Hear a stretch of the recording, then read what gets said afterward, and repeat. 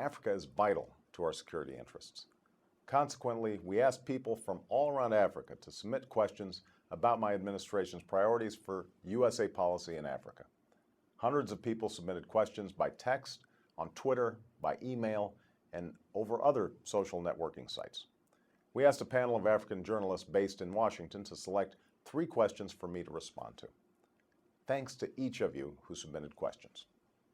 The first question was selected by Angela Quintal of Independent Newspapers, Pretoria, South Africa. Mr. President, congratulations and welcome to Africa.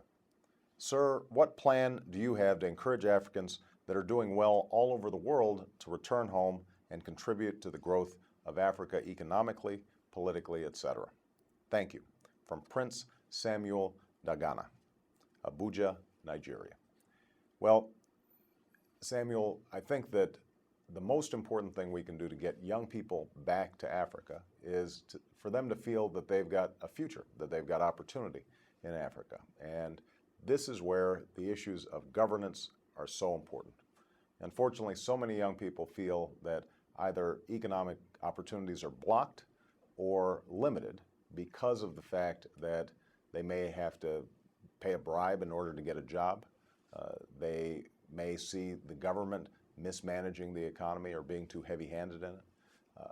If people feel that rule of law exists, if people feel that once they get a good education, they can start a business or they can advance economically without being well-connected or other criteria that really have nothing to do with their skills and their abilities, then they're going to be, I think, eager to seek those opportunities wherever they can find them.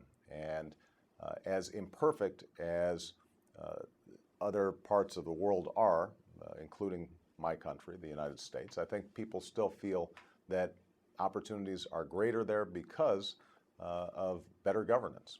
This is why my foreign policy is going to be emphasizing the importance of governance in Africa. I think we can make enormous progress, and I think you can see a reversal of the brain drain that's been such a hampering effect on development in Africa. Okay. The second question selected by Mamadou Chor of RTS, Dakar, Senegal. Mr. President, you didn't choose haphazardly to visit Ghana. This country is undoubtedly a good example and even a pride when we talk about democracy in Africa.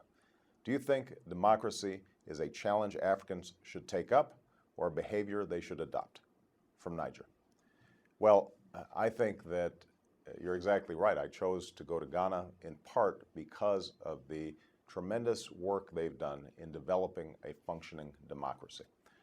President Mills was elected in a very close election, but both he as the victor and his opponent behaved in terms of transferring power, recognizing the elections, exactly how we want a democracy to operate, without violence, respecting the rule of law, respecting election results.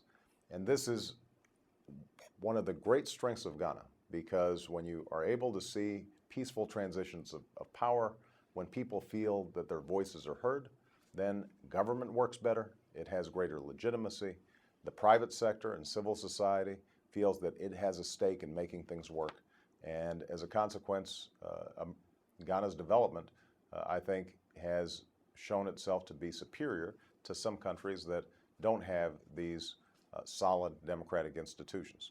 It's something that I think we've seen throughout Africa, where you've got governments that work, that aren't based on ethnicity and tribe, but rather based on rule of law, then they're better at fighting corruption, people have a greater commitment to making things work, and everybody prospers. So we hope that Ghana will continue to serve as an outstanding example of democracy in Africa, and we hope that that example is spread all across the continent. The third question was selected by Peter Kimani of The Standard, Nairobi, Kenya. What is your plan to promote and implement trade between Africa and the USA beyond AGOA? From Sylvian Mabia Saluseki of South Africa.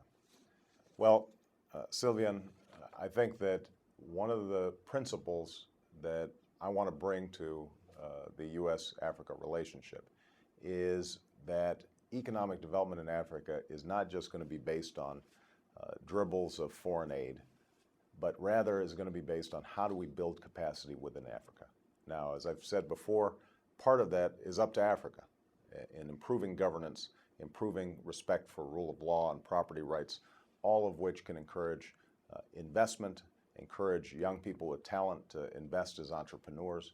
That is going to make the biggest difference. But changing our trade policies effectively is also going to be important. So I want to find ways that we can further open up trade relationships between the United States and African countries.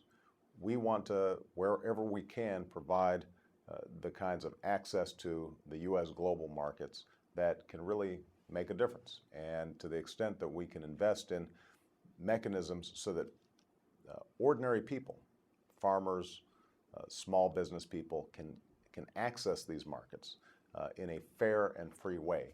That's the kind of infrastructure that we want to help countries build. We think we can do it. We've seen progress on some fronts.